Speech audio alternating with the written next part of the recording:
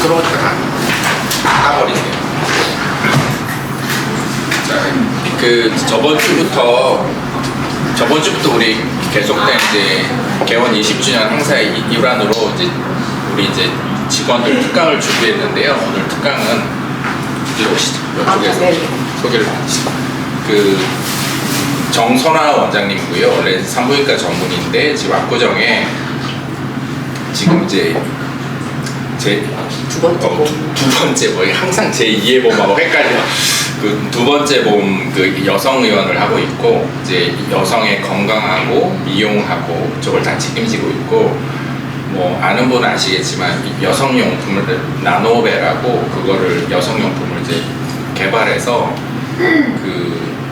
약간 이제 자연 친화적인 여성용품 걸 개발해서 지금 그 제품을 만든 CEO기도 하세요. 그러니까 굉장히 강의도 잘하시고 아는 것도 많고 여러분한테 많이 도움이 될 테니 오늘 재미있게 잘 듣고 궁금한 거 있으면 다 물어보시면 큰 박수로 맞아주세요. 네, 감사합니다. 저는 두 번째 봄 여성의원 정선아 원장이라고 하고요. 우선은 퇴근 시간까지 이렇게 남아가지고 그 시간을 내주시는 게 엄청난 일이라는 걸 저 너무 잘 알고 있거든요. 저도 회의 때 보면 항상 퇴근 빨리 하고 싶어가지고 그렇게 조금 뭐 교육 같은 게 도움이 되는 거는 알지만 이런 식으로 이제 남는 게 정말 어려운 일이라는 걸 너무 잘 알기 때문에 이번에 저랑 같이 하는 시간을 진짜 좀 많이 얻어가셨으면 좋겠어요. 그래서 고민을 많이 했는데 Q&A 식으로 좀 하면 좋겠다고 얘기를 해주셔가지고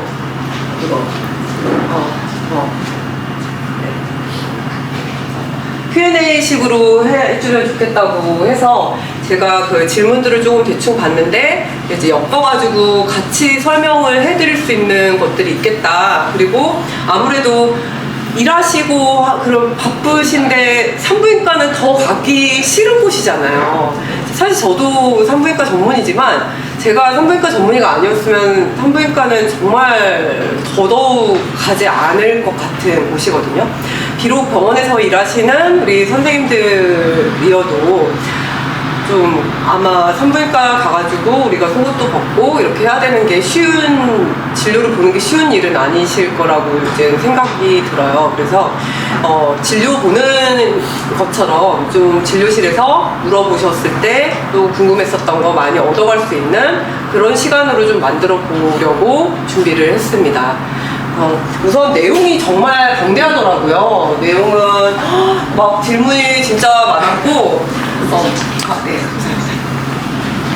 질문이 진짜 많았고 이제 AI로 좀 이렇게 정리를 해가지고 제가 말씀을 드릴 수 있겠다 싶었고 또 일반인들이 많이 물어보는 내용들을 또 궁금해 하시는구나. 똑같이 이제 병원에서 일을 하고 계시지만 안과는 또 저희 과랑 물리적으로도 멀고 그리고 되게 다른 기관의 문제다 보니까 이런 것들을 또 모르실 수 있겠구나 라는 생각이 들어서 제가 좀 준비를 이런 식으로 묶어서 얘기를 해보려고 합니다.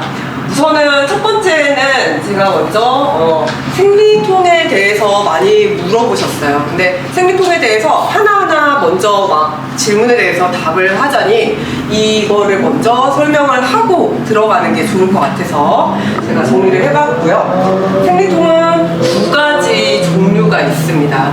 이제 두 가지 종류가 있을 때 원인에 따라서 바뀌게 되는데 1차성 생리통과 2차성 생리통으로 나뉘게 돼요. 주로 10대, 20대까지가 1차성 생리통이 많고요. 2차성 생리통은 이제 뭐 3, 40대 정도 되는 이제 저도 이제 40대니까 40대 정도 돼가지고 갑자기 생기거나 이제 불편한 분들한테서 생길 수 있는 생리통을 얘기합니다. 그래서 그러면 어떻게 나누냐? 1차성 원발성 생리통이라고도 하는데 얘네들은 원인이 없어요. 그러면 이제 막 환자분들이 막 나는 어떻게 해야 되느냐? 되게 답답해하고 10대 친구들 특히 자녀분들 두고 계시는 분들도 계실 거고 본인 10대 때 되게 생리통 심했다라고 하시는 분들이 계실 수도 있을 것 같아요. 그런 분들이 꾀병이냐? 그건 아닙니다. 그래서 그 분들도 분명히 생리통이 있다. 근데 어떤 것 때문에 그렇다? 프로스타글란딘이라는 호르몬 때문에 그래요. 그래서 이게 자궁이 수축을 하면서 그 내막을 피를 떨어뜨리게 되는데 그때 분비가 되는 호르몬이 프로스타글란딘이고 이게 자궁을 수축시키고 통증을 유발한다. 그래서 대표적인 질환은 해당이 없고요. 왜냐하면 원인 자체가 질환이 아니니까.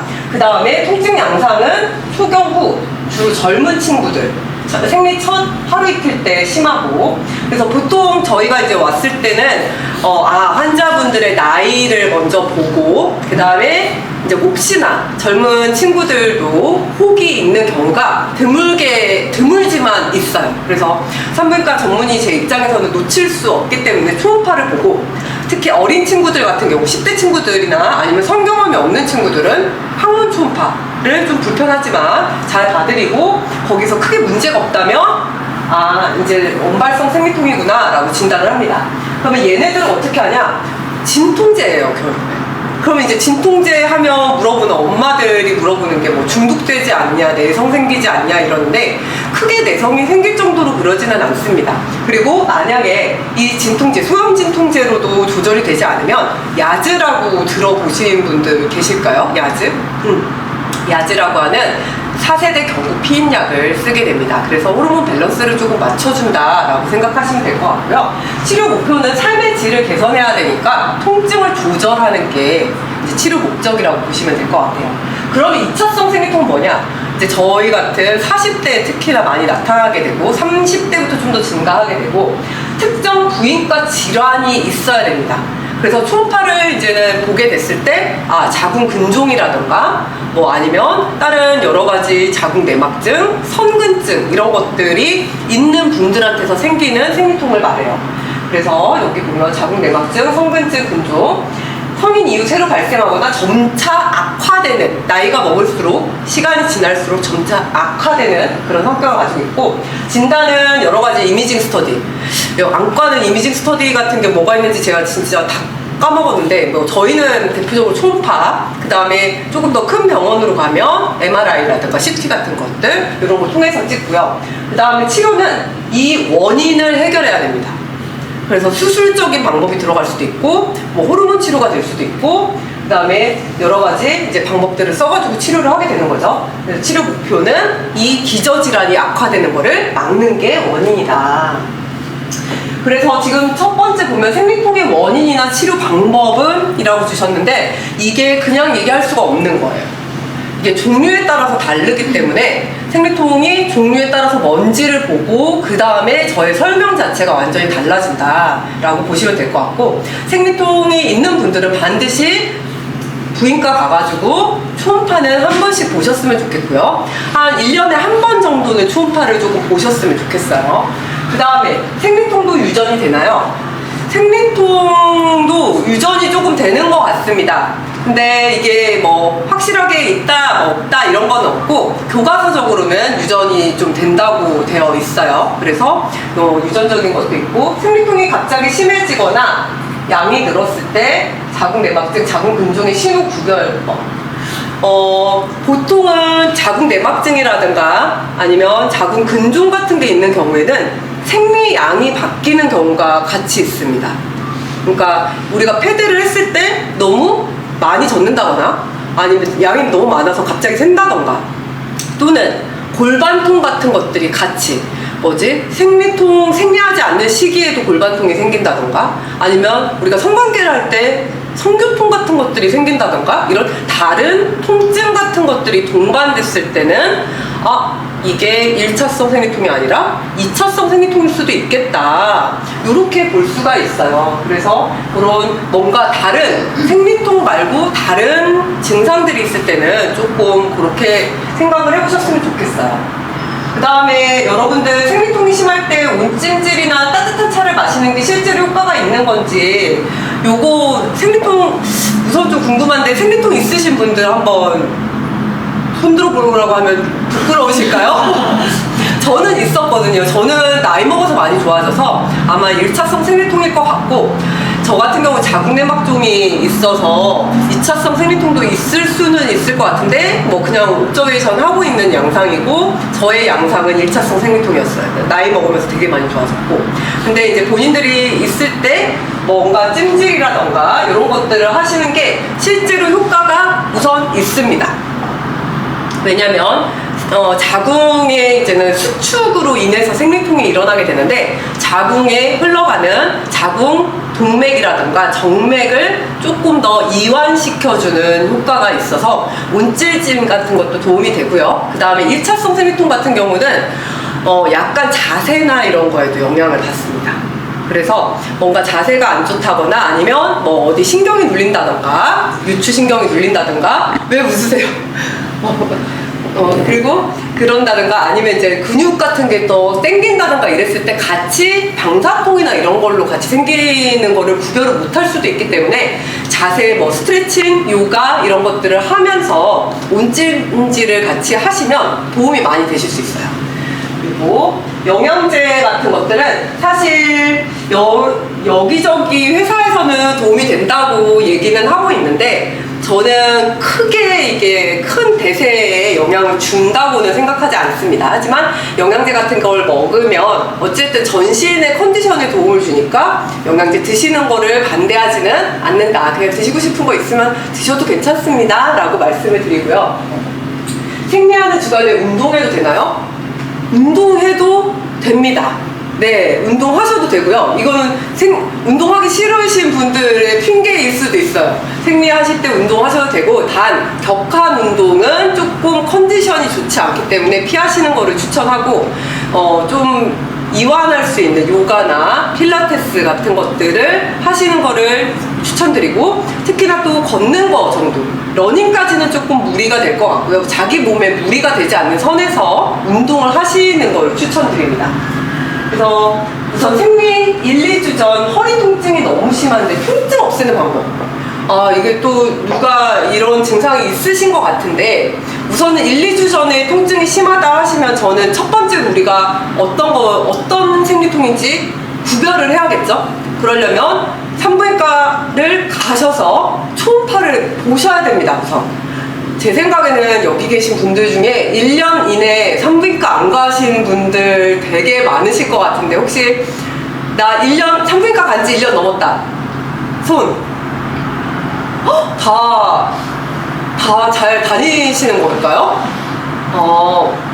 우선은 그래서 우리 삼성한과는 되게 산부인과를 열심히 다니시는 걸로. 그래서 우선은 초음파를 봐서 근종이라던가 이런 것들이 있는지를 먼저 봐야 되고 만약에 그런 원인 질환이 있으면 그거를 해결을 해야 되고요. 해결하는 방법은 또 여러 가지 그 상황에 맞춰가지고 제가 설명을 해드릴 수 있기 때문에 저희 병원 오시면 제가 잘 설명해드리지만 이제 만약에 거리나 이런 것 때문에 조금 어렵다면 근처에 있는 산부인과라도 꼭 가셔서 초음파를 한번 좀 보셨으면 좋겠습니다. 그래서 1차성 생리통이면 진통제라던가 아니면 호르몬제 같은 거 온찜질, 스트레칭 이런 것들로 조금 조절을 하시면 될 것 같고요. 2차성 같은 경우는 원인을 해결하면 될 것 같아요. 생리를 할 때면 편두통과 허리 통증이 심해지는데 어떻게 하면 조금 덜 아플 수 있을까요?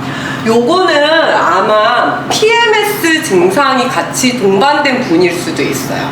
PMS는 이제 생리전 증후군이라고 해서 아마 대부분 아실 건데 생리전 증후군 증상이 있는 경우에는 호르몬제를 같이 조금 복용하는 게 1차 골든 스탠다드입니다. 그래서 만약에 내가 그런 증상들이 있으면 야즈라던가 뭐 야로즈, 야스민 왜 이름을 다 이딴 식으로 줬는지 모르겠으나 조금 야하게 조금 이름을 다 적어놨는데 우선 그래도 그런 약들을 좀 같이 드시면서 컨트롤을 하시고 반드시 기저에 다른 질환이 없는지는 보고 이제 결정을 하셔야 될 것 같아요. 혹시 이제 여기 요것도 생리통에 관한 건데 이 자궁 난소 건강 파트에서도 생리통에 대한 문제가 되게 좀 질문이 되게 많았어. 그래서 평소 생리통이 있으면 허리가 아픕니다. 출산 때 당시 진통이 오면 허리가 많이 아팠는데 생리통과 출산의 진통이 관계가 있나요? 관계가 아예 없다고는 할 수는 없습니다. 왜냐하면 출산을 할 때도 자궁이 수축을 해야 아기를 밀어내겠죠. 우리가 자궁에서 수축을 해서 자궁 경부가 열리고 그 다음에 이제 산도를 통해서 질을 통해서 이제 아기가 나오게 되는데 그때도 나올 수 있는 물질이 뭐다? 프로스타글란딘이에요. 그래서 프로스타글란딘이 나오기 때문에 수축을 하는 거라 아예 이게 연관이 없다는 아니지만 내가 출산할 때 통증이 너무 심하고 허리가 아팠기 때문에 생리통이 그런 식으로 양상으로 된다라는 관계는 없습니다. 그래서 같은 비슷한 종류의 통증일 수 있다. 그래서 심한 분들은 진짜 자궁 밑이 빠질 것 같은 증상들도 생기시는 분들도 있고 그렇게 많이 아프실 수 있다. 또 생리통이 심해지는 경우는 자궁에 문제가 있는 건가요? 아까 말씀드렸죠. 2차성 생리통인 경우에는 자궁에 문제가 있는 경우들이 있기 때문에 한번 꼭 초음파를 진료를 꼭 보셔야 됩니다. 사실 안과에서 제일 많이 쓰는 기계가 뭔가요? 안과에서 제일 많이 쓰는 저희 초음파 같은 기계 같은 게 혹시 있을까요? 안저 촬영. 항상 루틴하게 그거는 거의 많이 하시는 거. 저희는 초음파가 안저 촬영 같은 거라고 생각하시면 될 것 같아요. 거의 진짜 저희한테는 완전히 뭔가 청진기 같은 그런 무기이기 때문에 꼭 그거를 보시면 빠르게 안에 있는 구조물들을 확인할 수 있으니까 물론 되게 불편할 수 있지만 요즘은 여자 선생님들도 많고 되게 젠틀하게 봐주시는 선생님들도 많으니까 너무 무서워하시지 않으시고 보셔도 될 것 같아요. 그 다음에 이제는 다른 호르몬이라든가 생리양이라든가 가다실에 대한 질문이 있었는데요. 요거는 이전에 비해서 생리양이 줄어드는 거는 좋지 않은 징후일까요? 요걸로 많이 오시는데 저희 병원에도 생리양이 줄어서 이렇게 느낌이 조금 안 좋다 해가지고 오시는 분들 중에 꽤 많은 분들이 조기 폐경이신 분들이 있습니다.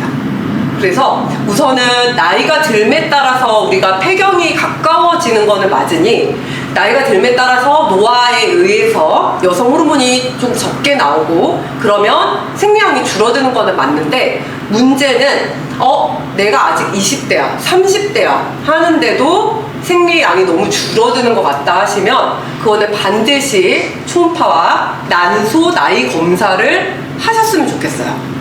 근데 요 검사가 전 평생 3번 정도는 나라에서 지원을 해줍니다. 알고 계시는 분 모르셨어요? 네, 요거는 꼭 이용하세요. 이거는 나라에서 14만원 정도 여러분들한테 지원을 해주시거든요. 그래서 우리 세금으로 하는 거니까 네.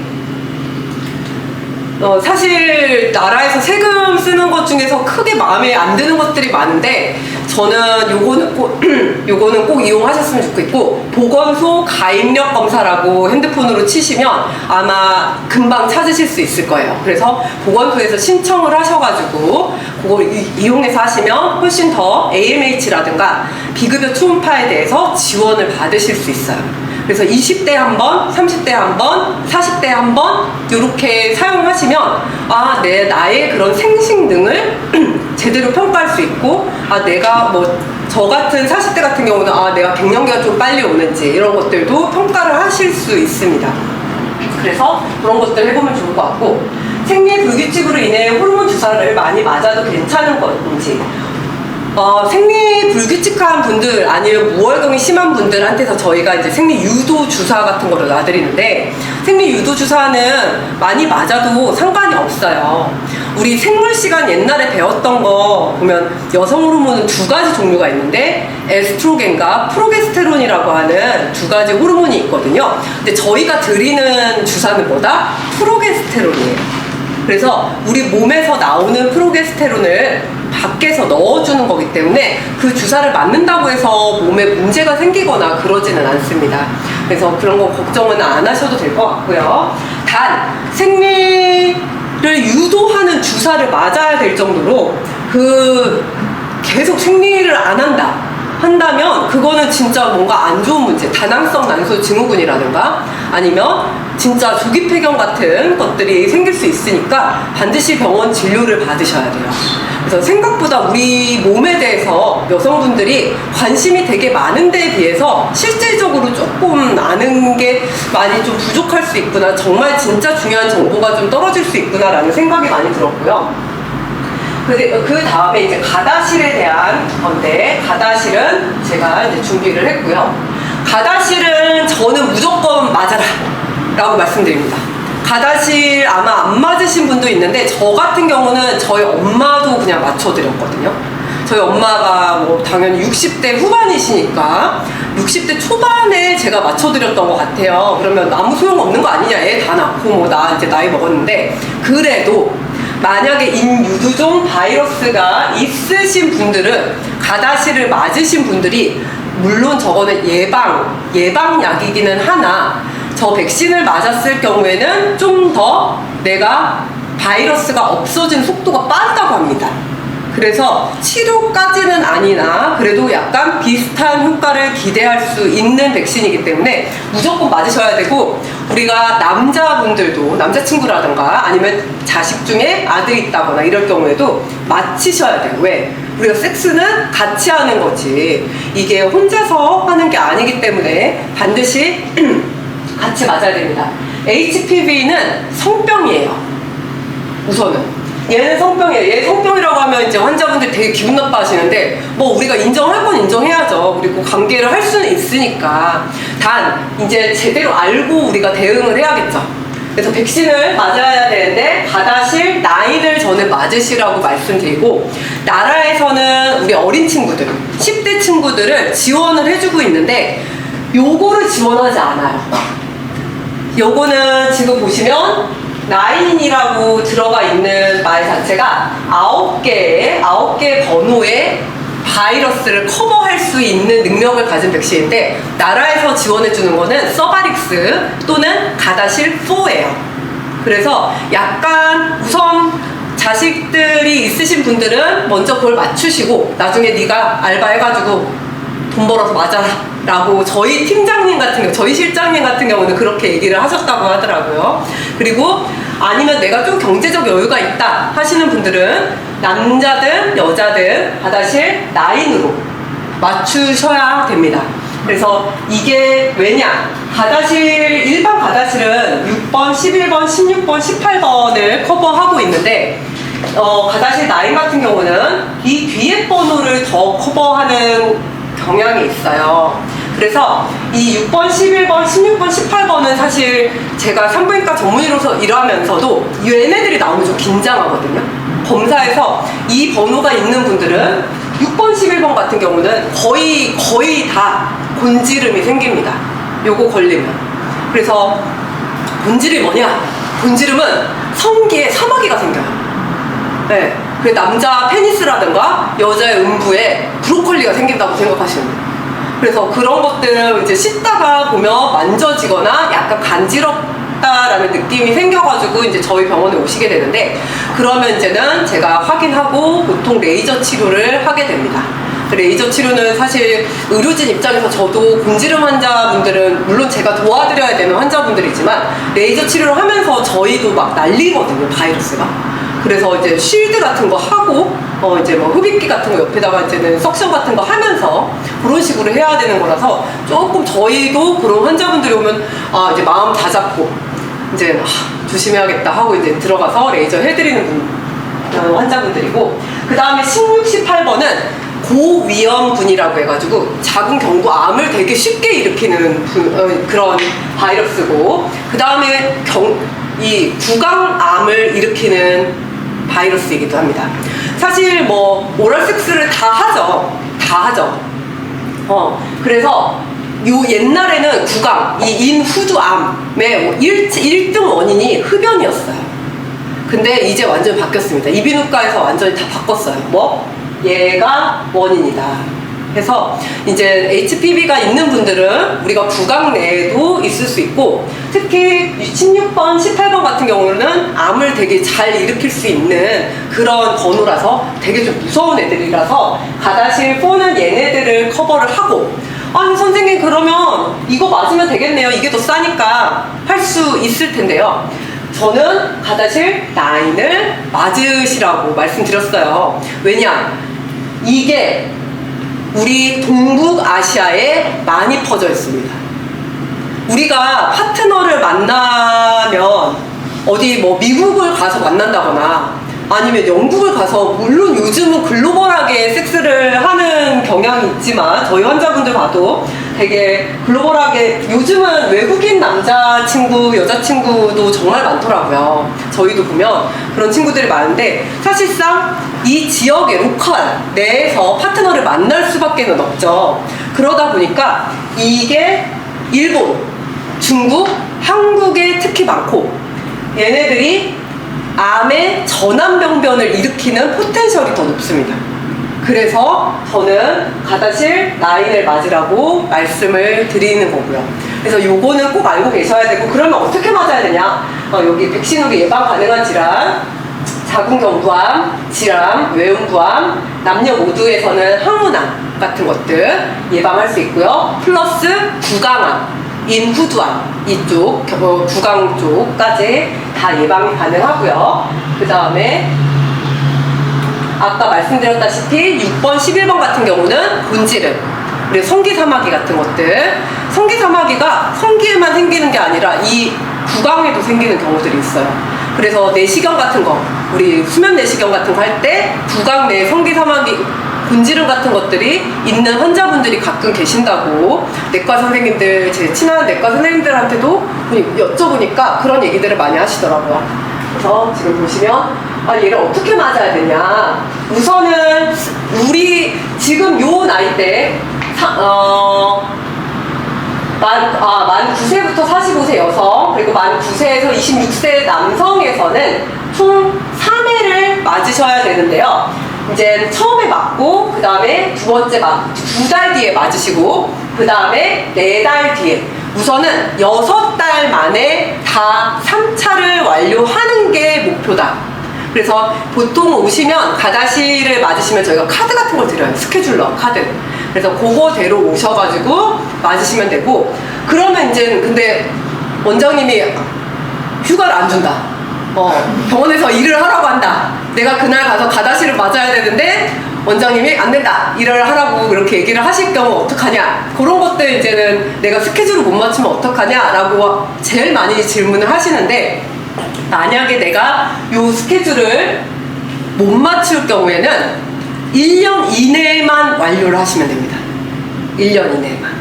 그래서 혹시나 내가 요렇게 맞고 요거를 못 맞아가지고 계속 질질질질 끌다가 그 1년을 버리시지 마시고, 반드시 1년 이내라도 가서 챙겨서 맞으시면 우리가 평생 뭔가 백신에 대한 면역력을 얻을 수 있다라고 생각을 하시면 될 것 같아요.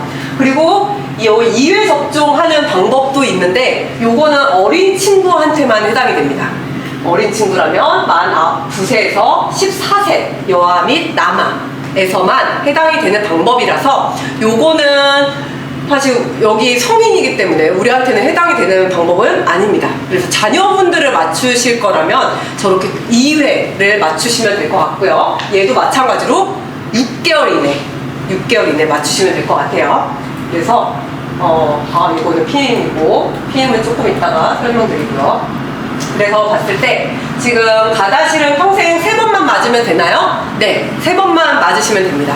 가다실 서바릭스나 가다실 4를 맞았는데 가다실 9을 맞아도 되는지 라고 물어보시는 분들도 상당히 많은데, 저도 그거 되게 궁금했었거든요. 그래서 저희 대학에 계시는 온콜로지 선생님한테도 여쭤봤는데 대학에서는 그냥 무조건 맞추신다고 하시더라고요. 그래서 그냥 여러분들도 혹시 어렸을 때 내가 가다실 4라든가 서바릭스를 맞았던 분들이라면 여유가 되시면 가다실 9을 반드시 추가로 접종을 하셨으면 좋겠고요. 시기를 놓치면 처음부터 다시 맞아야 하는지 1년 이내면 괜찮다. 1년 이내면 괜찮고, 가다실 접종 늦게 맞아도 되는지, 국가 재접종. 국가를 맞으셨으면 국가를 다시 맞으실 필요는 없으시고요. 만약에 내가 나이가 제가 83년생이니까 만약에 내가 지금 처음 맞는다 하면 저는 지금이라도 맞아야 되는 게 맞습니다. 그래서 지금이 어떻게 보면 평생의 가장 젊은 날이기 때문에 이거는 우선 조금 나이가 내가 들었어도 맞는 거를 추천한다라고 생각하시면 될 것 같아요. 그 다음에 자궁경부암 검사 주기. 자궁경부암 검사 주기는 나라에서 안과도 그런 검진 나라에서 나오는 게 있나요? 안과는 국가검진 없죠? 있어요? 그럼 몇 살부터 혹시? 성인 되면 아마. 성인 되면요? 사실 전체 검진했을 때 저도 받아본 것 같은데 자궁경부암 검사는 나라에서 2년에 한 번씩 2년에 한 번씩 무료 검진을 하는데 그거 꼭 받으시고요. 반드시 받아야 되는 거고 우선은 성관계를 하는 여성들한테서는 거의 다 일어날 수 있는 그런 암이다 라고 생각을 하시면 좋을 것 같아요. 저 환자 조금 생각이 났던 분인데 검진을 받을 때도 조금 조심하셔야 되는 게 그래도 좀 믿을 만한 선생님들 좀 찾아가셨으면 좋겠고 제 환자가 인천에서 질건조증 때문에 남편이랑 50대 초반이셨어요. 그래서 오셨는데 그래서 처음에 질건조증 때문에 제가 호르몬을 써야 될 수도 있으니 진찰을 조금 하자 해서 초음파를 봤는데 골반에 덩어리가 막 이상한 덩어리 같은 게 막 보이는 거예요. 그래서 이거 뭔가 좀 찝찝한데 하고서는 내진을 두 번째로 이제 첫 번째는 이 아내를 봤으니 그 다음에 내진을 해가지고 질 쪽이나 자궁경부 쪽을 제가 보겠다 해가지고 봤는데 거기서 물이 주르륵 나오는 거예요. 그래서 아니 질이 건조하다는데 물이 나오니까 이상하잖아요. 근데 이게 그냥 우리가 소위 말하는 진짜 뭔가 성관계를 했을 때 나오는 정상적인 루브리칸트, 액 같은 것들이 아니고 일반적인 질 분비물이 아니라 정말 물처럼 주르륵 나오는 거예요. 그래서 이상하다 하고 봤더니 조직 같은 게 조금 떨어져 나와서 검사를 나갔는데 자궁경부암이셨어요. 근데 그분 같은 경우 검진을 1년에 한 번씩 하시는 분인데도 모르겠어요. 조금 되게 특수한 케이스여가지고 그러긴 했는데 이제 저희는 약간 조금 이거는 그냥 약간 TMI이기는 하지만 일반적으로 큰 데서 검사들 많이 하시잖아요. 대학병원 같은 데는 조금 다를 것 같은데 일반적으로 검진센터 되게 큰 데서 하는 검진은 저는 좀 믿진 않거든요. 왜냐하면 거기는 산부인과 의사가 검진을 안 하는 경우들이 많아요. 왜냐하면 산부인과 의사를 채용을 하면 그만큼 또 돈이 많이 나가기 때문에 팝스메어 같은 것들, 자궁경부암 같은 것들은 그냥 일반의 선생님이라든가 아니면 그냥 내과 선생님을 고용하는 경우들이 많아서 이 초음파 같은 경우도 질 초음파를 조금 잘 안 보고 복부로만 보는 경우들이 많거든요. 그래서 저는 사실 믿지는 않아요. 그래서 그분은 그런 데서 많이 좀 검진을 하셨던 분이어가지고 제가 이거 너무 느낌 싸해서 그 조직이랑 물을 빼가지고 검사를 나갔더니 서비컬 캔서, 자궁경부암으로 나왔고 그 환자분은 제가 작년 초에 만나서 검사를 해서 3차 병원에 보냈는데 며칠 전에 저희 실장님이 이제 환자 한 번씩 저희 실장님이 되게 기억력이 좋으셔가지고 막 한 번씩 환자 검색하시거든요. 근데 이제 그 보험 같은 거 이제 EMR 같은 거 뜨니까 그걸로 검색을 해가지고 잘 지내시나 했는데 돌아가셨더라고요. 네, 그래서 저는 검진을 조금 내가 믿을 수 있는 그런 동네 선생님들도 괜찮으니까 좀 경험이 많고 산부인과 전문의한테 저는 검진을 좀 받으셨으면 좋겠어요. 그래서 그런 경우들도 있어서 조금 TMI지만 말씀을 드렸고 그리고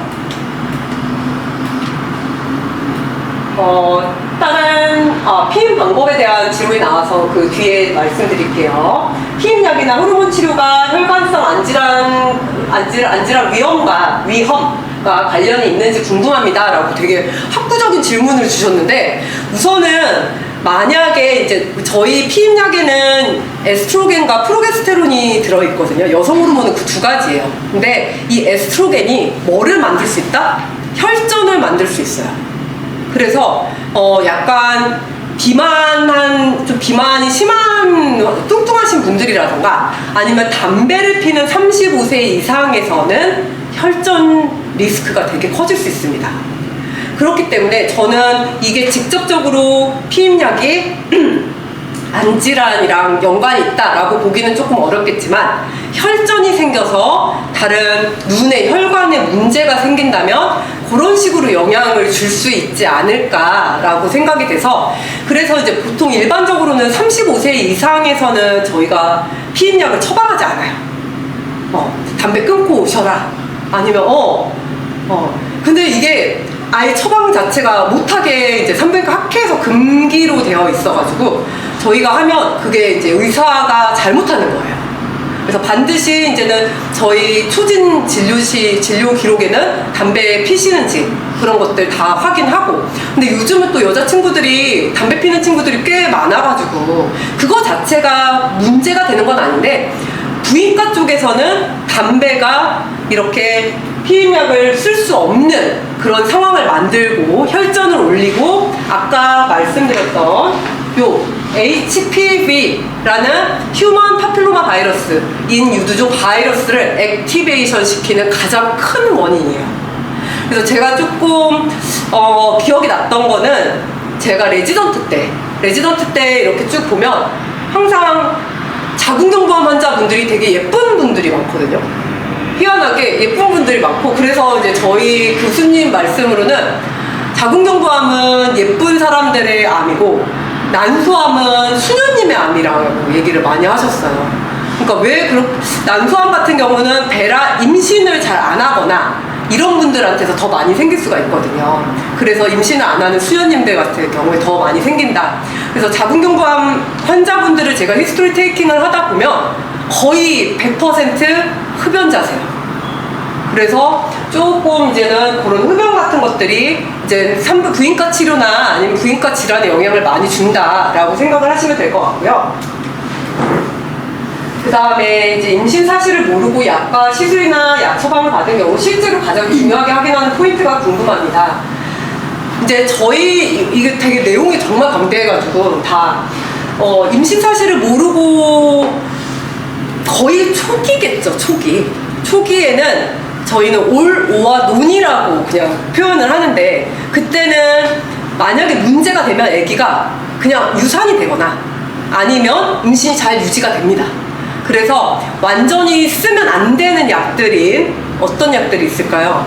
여드름 치료제 같은 거, 이소티논 같은 거 요런 게 아니라면 사실은 그냥 그런 시술이나 이런 거 약을 조금 먹었다고 해가지고 임신을 중단하는 거를 권하지는 않습니다. 근데 이소티논은 아기를 기형아를 만들 수 있어요. 그래서 그거는 조금 우리가 만약에 이소티논 같은 거를 여드름 때문에 먹는다면 그때는 피임을 제대로 하는 게 좋다라고 생각을 하시면 될 것 같고요. 임신 중 안과 약물, 산동제, 항생제, 스테로이드 저만 사용 시 특히 조심해야 되는 약물이 있을까요?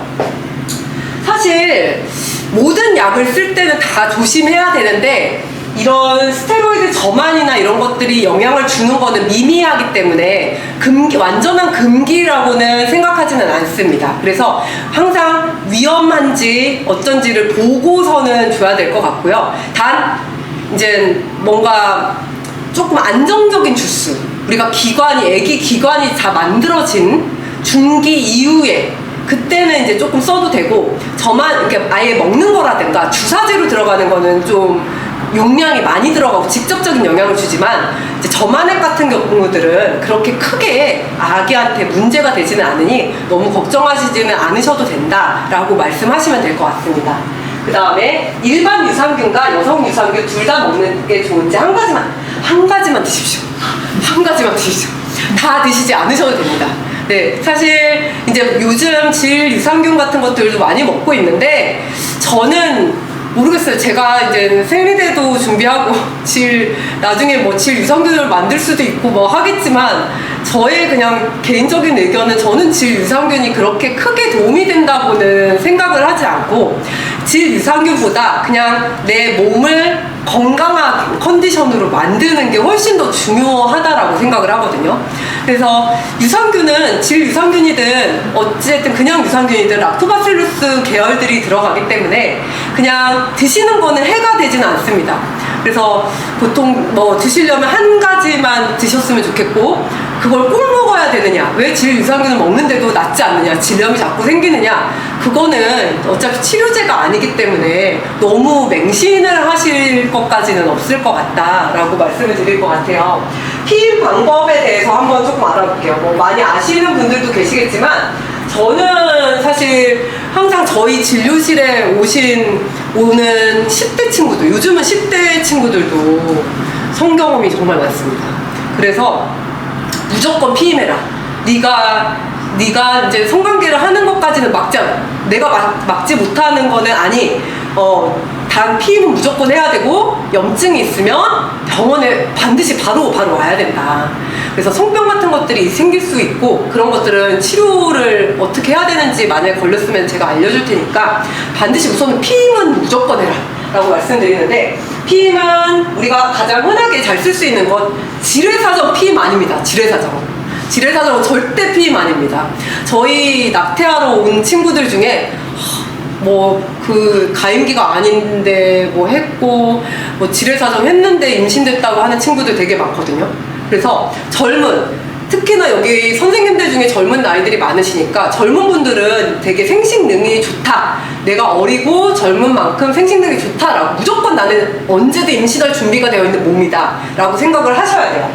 그래서 지뢰사정 빼고 콘돔, 그 다음에 페미돔이라는 게 외국에는 있다고 하는데 우리나라는 이제 쓰진 않고, 월경주기법도 이건 진짜 이건 안 됩니다. 이것도 쓰지 마십시오. 우선은 콘돔을 쓰면 좋은 점은 콘돔은 성병을 예방할 수 있다라는 점에서 더 특히 배리어가 될 수 있고, 그 다음에 임플라논이라든가 살정제, 경구 피임약 같은 것들이 있는데 우리나라는 살정제는 또 나와 있지 않고요. 경구 피임약과 임플라논 같은 것들 쓸 수 있을 것 같고요. 자궁내 장침, 루프 같은 것도 써볼 수 있겠습니다. 그리고 출산을 다 마치신 분들이라면 난관 절제술을 조금 이제 이용하실 수도 있을 것 같아요. 우리가 제왕절개 하면서 난관을 같이 묶어버리거나 잘라버리는 경우들이 있거든요. 그런 식으로 이제는 피임이 될 것 같고, 콘돔은 그러면 어떻게, 다 아시겠지만 이거는 이제 제가 10대 친구들 성교육할 때 이제 따왔던 건데요. 콘돔 유통기한을 확인하셔야 됩니다. 그리고 잘 뜯고 찢어지지 않게 조심히 젠틀하게 찢어주셔야 되고, 이 뒤집어서 끼는 분들도 있거든요. 그러면 안 돼요. 이 윗부분을 비틀고 여기 너무 공간이 생기지 않게 잘 씌워주시면 됩니다. 제가 인상적이었던 거는 한 몇 년 전이었는데 저한테 갑자기 20대 친구가 딱 와가지고 선생님 콘돔 끼는 법 알려주세요 라고 진료를 물어 저한테 그렇게 왔어요. 그래서 영상 보여드리고, 그 다음에 저희 프루브, 산부인과 프루브 있잖아요. 거기에다가 의학용 콘돔 끼는 방법 같은 것도 보여드리고 했는데, 콘돔 끼는 방법을 정확하게 모르시는 분들이 가끔 있어가지고 제가 이것도 조금 가져왔고요.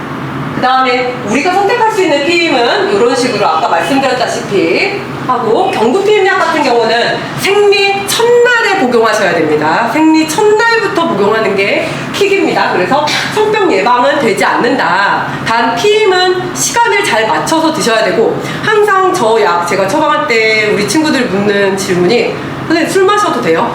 술이랑 같이 먹어도 됩니다. 괜찮고, 그리고 빈속에 드셔도 되고 아니면 식후에 드셔도 되고 그건 전혀 상관없는데 시간만 잘 맞춰서 드셔달라, 이렇게 얘기를 해드릴 수 있을 것 같고, 피임약 종류는 되게 많은데 2세대, 3세대, 4세대 이렇게 나뉘게 되고, 지금 보시면 2, 3세대는 우리가 약국에서 쉽게 구매를 할 수 있는 거고요. 4세대는 주로 생리양을 조절한다거나 생리통을 조절하는 그런 목적으로, 치료 목적으로 쓸 수 있는 전문의약품이라서 산부인과 전문의의 처방전이 필요하고요. 호르몬 루프는 이런 식으로 거치가 됩니다. 그래서 넣을 때는 조금 통증이 있는 것 같아요. 그래서 환자분들이 좀 아파하시는데 뭐 수면으로도 가능하니까 요즘 너무 이제 통증이 무서우신 분들은 이런 식으로 하면 되고, PM 기간은 5년에서 미레나 같은 경우는 7년까지도 가능하시고요. 그 다음에 일반 구리루프는 3년이고, 이제 장점은 응급피임법으로도 응급피임약 대신에도 쓸 수 있다라는 거고요.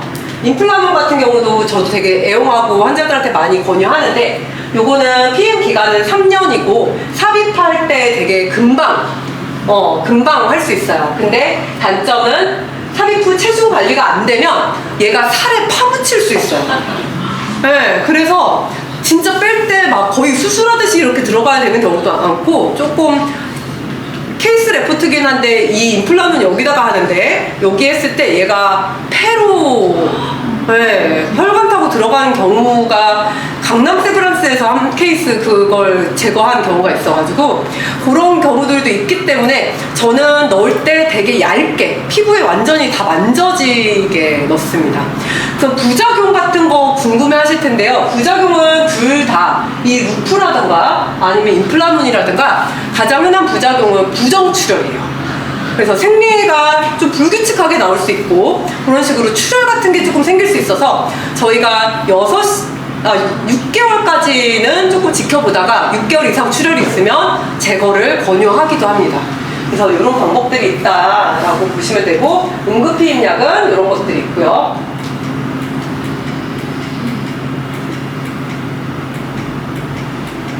되게 많이 다양하게 질문을 해주셔서 그 다음에 이거 이제 짚고 넘어갈게요. 아무래도 너무 또 길어지면 지루하실 수 있으시니까 이제 바로바로 짚고 넘어가겠습니다. 질 유산균이 꼭 필수 복용인지? 아닙니다. 저는 산부인과 전문이고 모르겠어요. 제가 여에스더 선생님이면 그냥 질 유산균 꼭 먹으라고 할 수도 있겠는데, 저도 다 저희 환자분들한테 처방하거나 이런 약들 제가 다 먹어보고 다 트라이를 해봤거든요, 저는. 근데 사실 제가 느끼는 거는 크게 변화는 없었던 것 같습니다. 그래서 뭐 드시고 싶으신 분들, 나는 효과가 괜찮았다 하시면 드시고 꼭 필수는 아니다. 좋은 성분을 보는 방법은 균이 아무래도 좀 어느 정도 개수가 많고 그 다음에 그 용량 같은 게 좀 제대로 채워져 있는지를 보셨으면 좋겠고요. 사실 하지만 저는 그렇게 좀 질 유산균은 이게 산부인과 의사들마다 좀 호불호가 있는 것 같은데 저는 그렇게 권유하지는 않습니다. 40대에 접어들어 생리량이 급격히 줄거나 불면증, 열감이 생길 때 호르몬 변화를 현명하게 받아들이는 방법. 이건 완전 인문학 강의를 조금 해야 될 것 같은데요.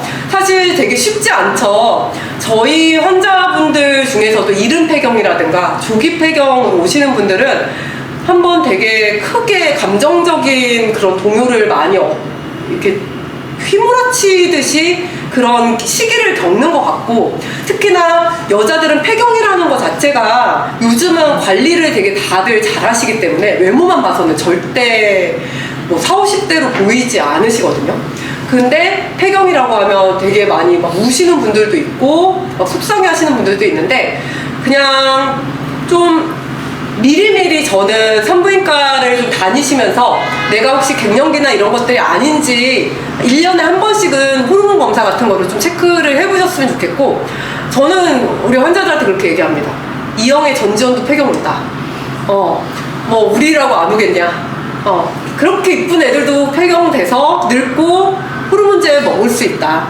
그러니까 우리도 조금 요 과정을 대신에 많이 열감이 심하고 뭐 불면증이 심하다든가 막 화끈거리는 게 심하고 땀 많이 나고 이러면 호르몬 치료를 하면서 조금 더 우리가 건강하게 잘 몸을 챙겨보자 라고 말씀을 드립니다. 그 다음에 냄새나 분비물이 늘어나면 병원 오셔야죠. 병원 안 오시고 어떻게 하시게요. 냄새는 우리 질 분비물이 약간 그냥 살짝 거슬리지 않을 정도의 시큼한 냄새가 나는 거는 정상. 근데 진짜 내가 이렇게 뭐 딱 팬티 확인했는데 누렇고 냄새 이거 진짜 생선 썩은 내 난다 하면 오셔야 됩니다. 그러면 가드넬라 바지날리스라고 하는 세균 때문에 생기는 질염이기 때문에 그거는 약 드시면 되게 금방 좋아지시거든요. 그래서 반드시 병원 오셨으면 좋겠고 너무 오랫동안 버티시지 않으셨으면 좋겠어요. 그리고 질염이 자주 생겨요. 왜 그런가요? 사실 이게 질염의 종류에 따라 또 되게 다른데 칸디다 질염이나 이런 것들 자주 생기시는 분들 계실 거예요. 칸디다 질염 같은 경우는 저는 제가 레지던트 때 좀 많이 생겼었어요. 그 레지던트 때 뭐 남자 만날 시간이 있었겠어요? 뭐 했겠어요? 거의 잠도 못 자고 저희 한 매일 2시간씩 자면서 버티다가 수술방에서 막 졸아서 혼나고 막 그런 생활을 하고 있는데 칸디다 질염 같은 게 이제 몸이 약해지니까 생기더라고요. 그래서 면역력 자체가 되게 떨어지게 되면 칸디다 질염이 되게 쉽게 생길 수 있고 다른 질염들도 마찬가지로 더 자주 생기는 경향이 있을 수 있습니다. 그래서 질염이 너무 자주 생기면 STD 검사 반드시 해보시고요. 한 달에 한 번 정도는 보험이 나라에서 보험이 되니까 보험으로 받으시고 종류에 따라서 혹시나 성병이면 당연히 파트너 치료 당연히 해야 되고 그렇지 않으면 나의 전체적인 웰니스를 조금 개선을 해야 된다라고 생각하시면 될 것 같아요. 여성 유산균이 되게 핫하군요. 그래서 여기 많이 질문을 주셨고 질 유산균과 장 유산균은 약간 다릅니다. 그래서 락토바실루스 가실이라든가 이런 애들이 질 안에는 많이 있는데 장에 있는 락토바실루스는 조금 다른 또 종류의 그런 유산균이어가지고 그런 균들을 조금 보고 드셨으면 좋겠고 되게 이제 아무래도 광고를 많이 하니까 그리고 질염이 자주 생기시는 분들은 좀 내가 이거를 스스로 관리하고 싶다라는 그런 느낌 때문에 질 유산균을 많이 찾으시는 것 같은데 저는 병원 오시는 게 가장 그래도 빠르고 더 좋은 방법이다라고 생각이 들고요. 그 다음에 이제 거의 이제 좀만 기다리시면 됩니다. 갱년기를 이겨내는 법, 갱년기 극복법도 사실은 1시간 동안 제가 강의를 할 수 있을 것 같은데 요거는 우선은 저는 병원에 와서 그 선생님이랑 나의 상태를 상의하고 그 다음에 그 상태가 어떤지를 정확하게 설명을 들으시면 조금 더 받아들이시기가 쉽지 않을까 싶고 아무래도 주치의 선생님이랑 라뽀가 잘 쌓이면 그 시기도 좀 더 편안하게 같이 얘기하면서 흘러갈 수 있거든요. 그래서 규칙적인 운동 열심히 하셔야 되고 왜냐하면 배 쪽으로 더 살이 많이 찔 수가 있어요. 그래서 애플형, 사과형 몸매가 더 될 수 있기 때문에 그런 것도 운동, 그 다음 식단 관리 이런 것들 같이 잘 하시면서 너무 힘드시면 호르몬 치료 같은 거 하셔야 됩니다. 엄마가 갱년기 증상이 있는데 좋은 영양제나 음식 추천해주세요. 우선은 제일 좋은 거는 너무 갱년기 증상이 심하시면 호르몬 치료를 하셔야 되고요. 호르몬 치료 말고 조금 먹는 걸로 하고 싶으시면 이소플라본 같이 여성 호르몬이 같이 들어있는 두부라든가 아니면 석류는 너무 좀 여성 호르몬이 많이 들어있는 것 같아요. 그래서 주스를 가끔 드시는 거는 오케이. 근데 주기적으로 석류즙을 막 계속 드시는 거는 암이나 오히려 다른 그러니까 여성 호르몬 의존성 암 같은 거라든가 아니면 자궁 근종이 너무 커진다든가 이런 상황이 발생할 수 있기 때문에 절대 그렇게 석류즙을 막 많이 드신다거나 이런 거는 저는 비추천입니다. 그리고 소경이 늦어지면 가임기간이 늘어난다든지 폐경이 늦게 온다든지 관계가 있나요? 어느 정도 관계는 있습니다. 그래서 조금 이제는 하지만 제일 중요한 건 우리 엄마가 언제 폐경됐는지 조금 한번 물어보시면 그거 많이 따라가시거든요. 그런 유전적인 요인 제일 큰 요인이고 그 다음에는 흡연. 아까 말씀드렸다시피 흡연이 되면 난소 기능이 빨리 떨어질 수 있기 때문에 폐경이 빨리 올 수 있다. 뭐 다 그런 건 아니나 그런 통계적인 자료가 그렇다. 그 다음에 스트레스라든가 아니면 너무 극심한 다이어트 이런 것들이 이제 폐경이 더 빨리 올 수 있게 만들어주는 거라고 생각하시면 될 것 같습니다. 우선은 아무래도 이제 가장 명강의는 빨리 끝내는 강의가 명강이라고 제가 들었는데 우선은 조금 여기 질문해 주신 것들이 답이 되었으면 좋겠고 좀 내가 산부인과 가서 좀 질문하기가 좀 그랬던 부분들 같은 경우들 좀 얻어가셨으면 좋겠어요. 졸리실 것 같으니까 불 켜주시면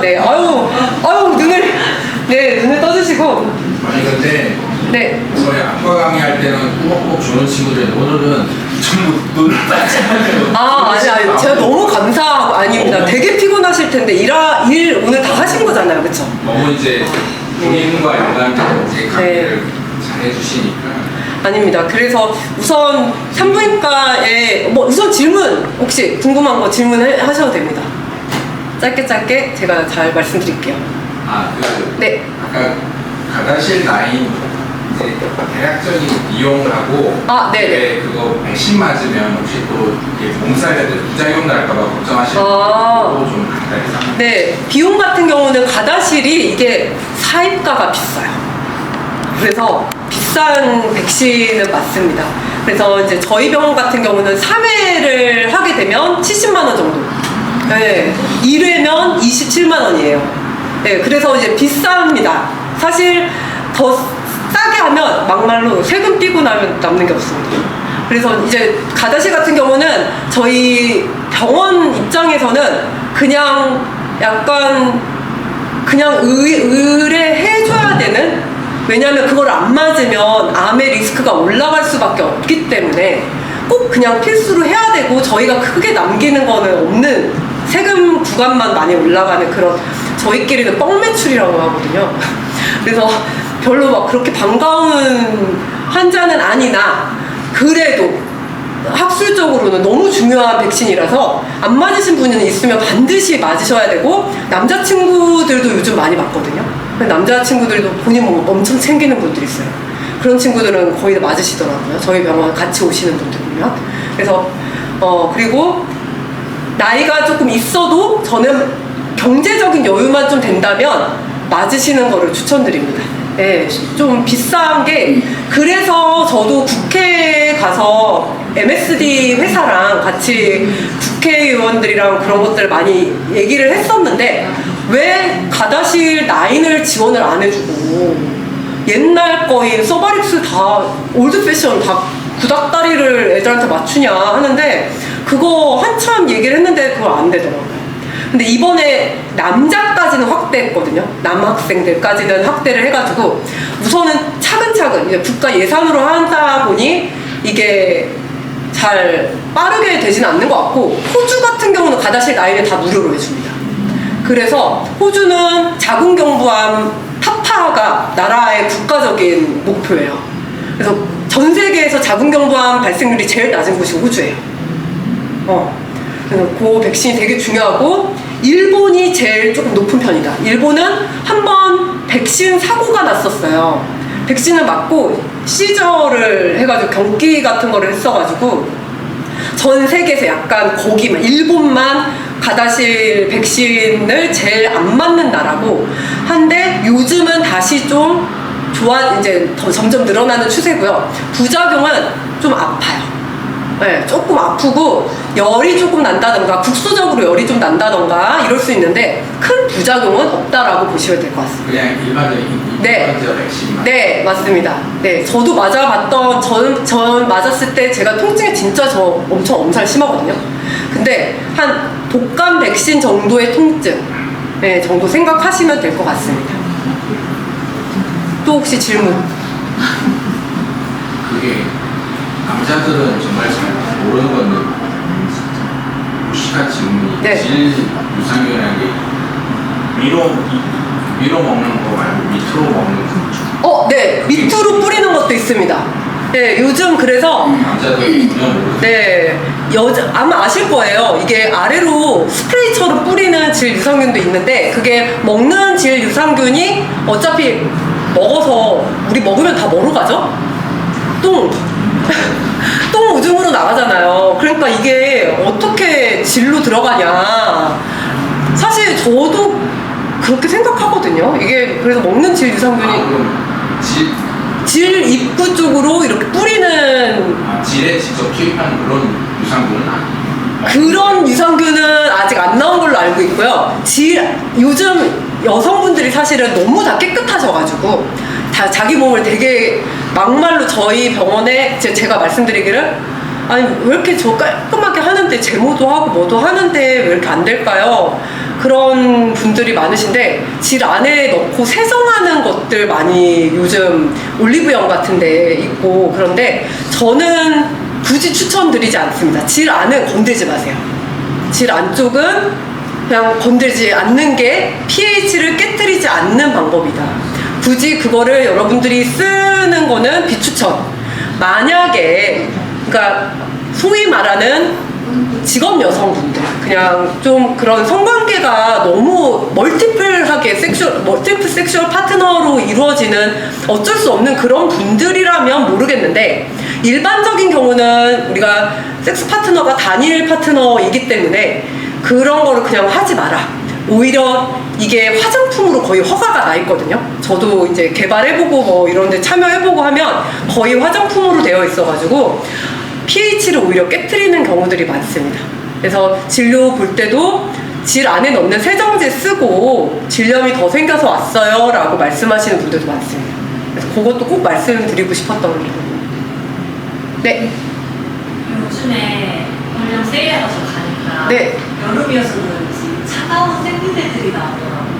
그냥 따뜻하게 해야 더 좋을 것 같은데 차가운 생리대. 네, 그래서 생리대를 만들어 보는 입장에서 약간 그게 이제 우리 여성들의 불편함 파고드는 아이템인 것 같기는 해요. 근데 의사의 관점에서 이제 대문자 T의 관점에서 이제 바라봤을 때는 사실 감성적으로는 그게 맞는 것 같은데, 실제로 우리가 생리대 이렇게 차고 있으면 체온에 계속 피가 묻고 하다 보면 그 쿨링 효과가 갈 수가 없거든요. 진짜 뭐 한 10분, 15분마다 생리대를 갈지 않는 이상은 그 쿨링 생리대가 저는 의미가 없다고 생각을 하고, 그럴 것 같아서 준비한 게 이제 제 생리대 막 이런 거 얘기를 하면 또 너무 그렇겠지만, 아무튼 이제 저희 생리대 같은 경우는 저는 그런 부분들을 조금 아이고 감사합니다. 이제 저 같은 경우는 저도 생리대 차면 찝찝하고 진료 보다 보면 환자들 막 오시다 보면 잠깐 저 생리대 좀 갈고 올게요 이럴 수 없잖아요. 그러면 계속 한 서너 시간 생리량 많을 때는 차고 있을 수밖에 없게 되는데, 그래서 이제 흡수력 같은 거를 좀 중요하게 생각을 했고요. 이제 얇고 활동하는 여성들, 제가 이제 상상했던 거는 저같이 일을 열심히 이제 다 같이 일을 열심히 하고 활동 많이 하시고, 그 다음에 자기 일에 되게 열심히 하시면서 뭔가 좀 웰니스를 생각하는 그런 여성들을 많이 생각했고, 그래서 이런 저희 생리대는 이제 약간 애기 기저귀에서 차단해서 여기를 높였어요. 그래서 옆으로 새지 않게 조금 활동하거나 아니면 이제 팬티가 조금 접힌다거나 이제 팬티로 이렇게 붙어가지고 생리대가 있잖아요. 그럴 때 이쪽에 확 그 공간을 최대한 안 생기게 해주려고 좀 많이 신경을 썼고요. 그 다음에 지금 요거는 자사 초기 생리대라고 해서 썼는데, 사실 자사 초기 생리대는 아니고 타사기는 하거든요. 근데 이거 그냥 너무 비방하는 게 될까봐 이렇게 올려놓긴 했는데, 쓰고 나서 흡수력을 확 높이고 닿는 부분을 저희가 밤부랑 옥수수를 사용을 했어요.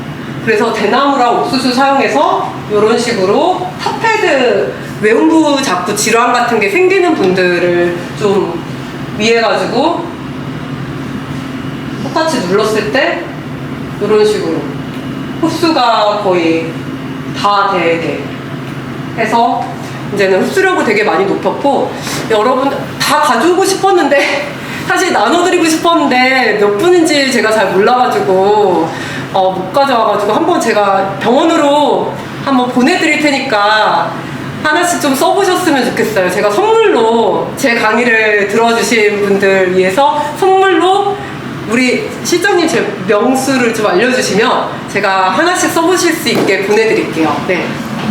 그리고 그래서 제일 반응이 좋은 것 같습니다. 네, 그 다음에 요거